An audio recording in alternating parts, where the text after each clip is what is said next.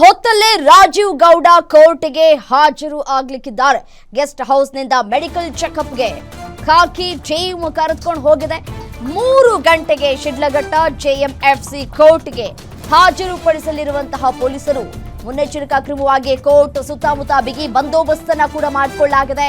Court ಬಳಿ ಜಮಾಯಿಸ್ತಾ ಇರುವಂತಹ ರಾಜೀವ್ ಗೌಡ ಬೆಂಬಲಿಗರು ಮೊದಲ ಹಂತದ ವಿಚಾರಣೆಯನ್ನ ಮುಗಿಸಿದಂತಹ ಖಾಕಿ ಸ್ಪೆಷಲ್ ಟೀಮ್ ಹೆಚ್ಚಿನ ವಿಚಾರಣೆಗೆ ತಮ್ಮ ಕಸ್ಟಡಿಗೆ ಕೇಳುವಂತಹ ಸಾಧ್ಯತೆಗಳು ಕೂಡ ದಟ್ಟವಾಗಿದೆ.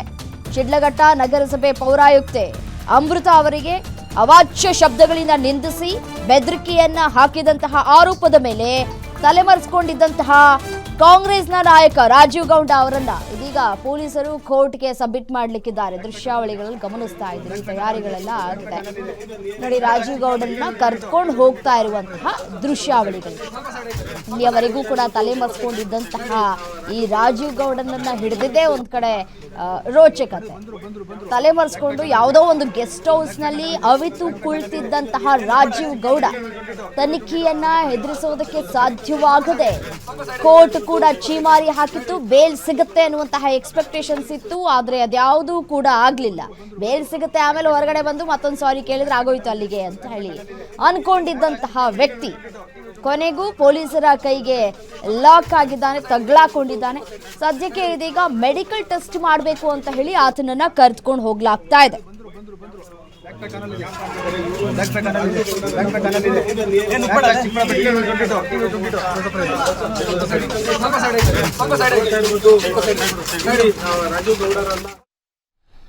ಇದೇ ವಿಚಾರಕ್ಕೆ ಸಂಬಂಧಪಟ್ಟಂತೆ ಮತ್ತಷ್ಟು ಡೀಟೇಲ್ಸ್ ಕೊಡ್ತಾ ಹೋಗ್ತಾರೆ ನಮ್ಮ ಪ್ರತಿನಿಧಿ ರಾಜಪ್ಪ ದೂರವಾಣಿ ಸಂಪರ್ಕದಲ್ಲಿದ್ದಾರೆ.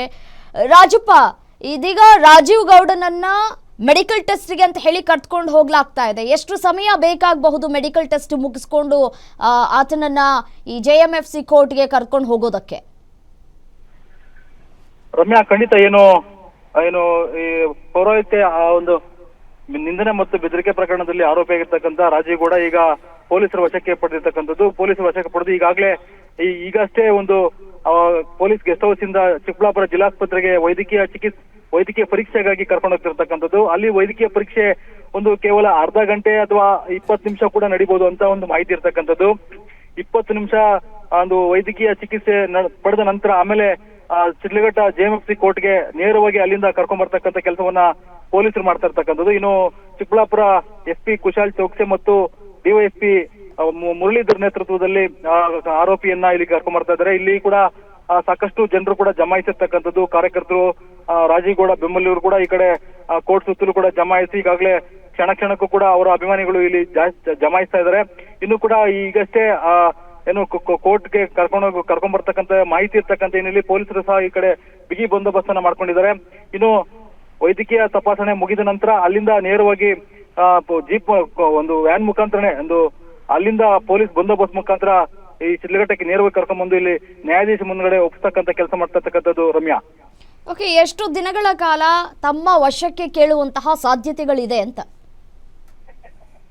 ರಮ್ಯಾ, ಖಂಡಿತ ಈಗಾಗಲೇ ನ್ಯಾಯಮೂರ್ತಿಗಳ ಮುಂದ್ಗಡೆ ಪ್ರೊಡ್ಯೂಸ್ ಮಾಡಿದ ನಂತರ ಕಾನೂನು ಪ್ರಕ್ರಿಯೆ ಏನೇನ್ ನಡೆದಿದೆ, ಈಗ ಈತ ಯಾವ ಉದ್ದೇಶದಿಂದ ಈ ಪೌರಾಯುಕ್ತೆಗೆ ಧಮಕಿ ಹಾಕಿದ್ದಾನೆ, ಮತ್ತೆ ಇದರ ಹಿನ್ನೆಲೆ ಎಲ್ಲವನ್ನೂ ಕೂಡ ಸೂಕ್ಷ್ಮವಾಗಿ ಗಮನಿಸ್ತಾರೆ ನ್ಯಾಯಾಧೀಶರು. ಇದಾದ ಬಳಿಕ ತೀವ್ರತೆಯನ್ನ ಗಮನಿಸಿ ಇದು ಉದ್ರೇಕಗೊಳ್ತಕ್ಕಂಥದ್ದು ಅಥವಾ ಒಂದು ನಿಂದನೆ ಮಾಡ್ತಕ್ಕಂಥದ್ದು, ಒಬ್ಬ ಮಹಿಳಾ ಅಧಿಕಾರಿಗೆ ಒಂದು ಅಗೌರವ ತರ್ತಕ್ಕಂಥ ಮಾತುಗಳನ್ನ ಹಾಡಿರ್ತಕ್ಕಂಥದ್ದು ಹಿನ್ನೆಲೆ ಕೂಡ ಇದು ರಾಜ್ಯ ಮಟ್ಟದಲ್ಲಿ ಸುದ್ದಿ ಆಗಿತ್ತು. ರಾಜ್ಯ ಮಟ್ಟ ಅಲ್ಲ, ಬರೀ ರಾಷ್ಟ್ರ ಮಟ್ಟದಲ್ಲೂ ಕೂಡ ಒಂದು ದೊಡ್ಡ ಸುದ್ದಿ ಆಗಿತ್ತು.